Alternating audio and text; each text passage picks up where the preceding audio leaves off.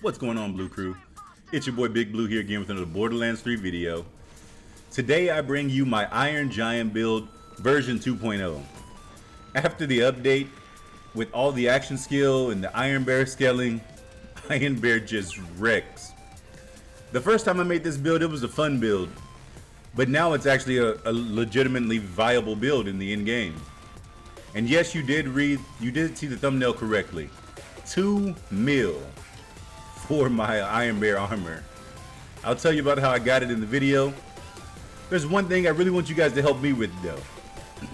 My birthday is July 5th, and if you watched my Radiation Amara build, I'm trying to get to 1K subscribers by my birthday. I really hope you guys can help me get there. That would be an awesome birthday present, and I would be truly grateful. But without any further ado, guys, let's go ahead and get into the build.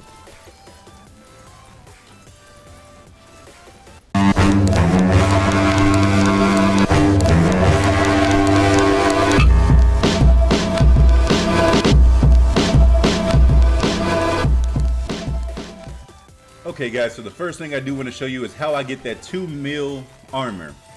As you see, when I first hop in, I only have 1.4. But I have to wait till my Iron Bear cooldown is up. So it'll take about 5 to 10 seconds. And I'm going to hop back into this bad boy, and then I'll have that 2 mil armor. The reason I'm able to do that is because of the anointment. Gain 75% health and armor. Health and shields, excuse me, after exiting Iron Bear. And my Iron Bear cooldown is faster than that actually wears off. So I'm able to get 2 million and it's sustained. The reason that I'm moving so fast also is that I'm using a victory rush on top of speed demon. So I'm able to just speed through here and really show you guys how much damage this thing can do really fast. So normally I wouldn't have on the Normally I would not have on the Sabbath rounds, but I just ran the takedown on true takedown mode. That's what you seen earlier, by the way. That was true takedown mode on Mayhem 10. That's why I have those corrosive Sabbath rounds on. Normally I wouldn't have them on. One good thing about them though, they actually heal your Iron Bear. They bring your armor back up. I think that's really nice. There are other things that do that also. Any of your weapons on Iron Bear that do splash damage. My favorite weapons are the railgun, the lightning version, the Sabbath rounds, hammer down protocol, the nukes, you know. Those are the things I like to use.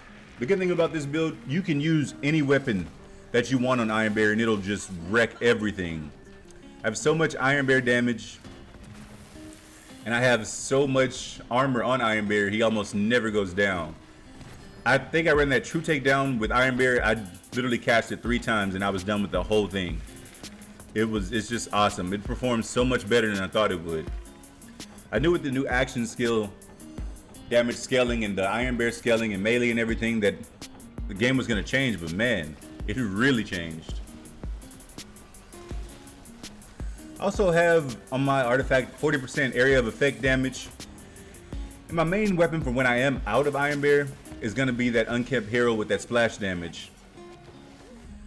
So the good thing about going down is, if you go down, I have Iron Bear up or Auto Bear, and he'll get you back up. He does so much damage, he'll kill somebody in a second and you'll be fine. Alright, so I want to show you guys my clip from the Valkyries.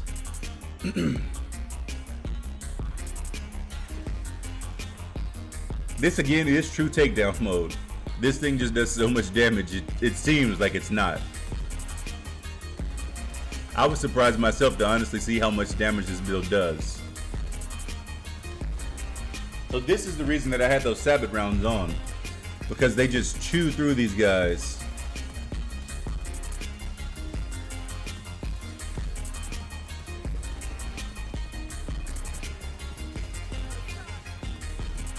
So a few times you will end up out of Iron Bear. I should have recast before I came down here. I literally have been using the same Iron Bear from the start of the takedown to right there. That's the reason that it ran down.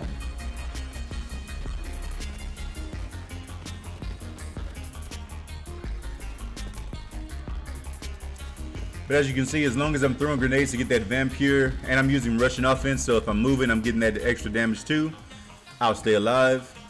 and I'll be able to cast my Iron Bear again, which is my main thing. This build is not meant to be out of Iron Bear for very long. You're in Iron Bear for most of the time, and that's where you do the majority of your damage. Yes, with the Unkempt Herald, you're going to do pretty significant damage, but that's because it's the Unkempt Herald. You can't really expect anything less. But with Iron Bear, you just shred everything. You may not think that area of effect damage I was telling you about earlier applies, but you know how I shoot them and they do the lightning tendrils to each other, like chain lightning to either each other or myself? That actually includes on that area damage. That's why I'm able to get that, and that splash damage also that I get from my Sabbath rounds here.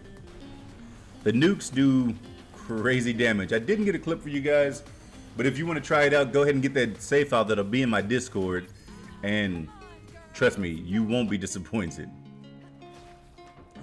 Okay, back to this run we were doing at first.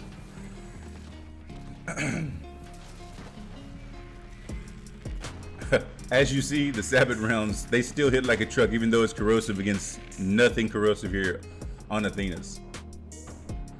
Doesn't stop them in any way.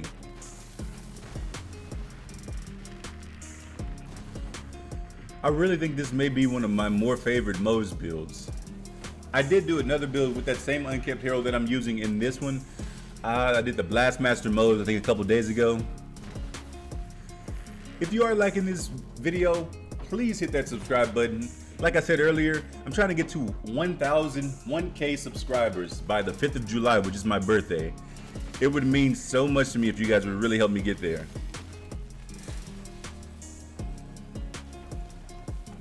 But as you can see, this thing just ruins everything. The only reason it took me multiple shots on Trant is because I'm using those Sabbath rounds.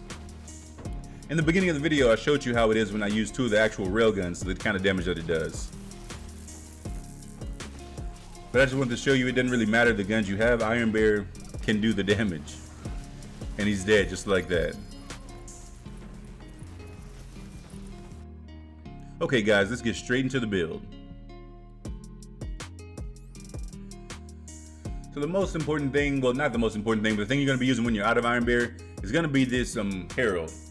This one has that 200% splash damage anointment. This is what's going to keep you alive. That splash damage is going to help keep you moving. This Spade is nice because it does splash damage also, so it's going to increase that cooldown. So does this Mother too.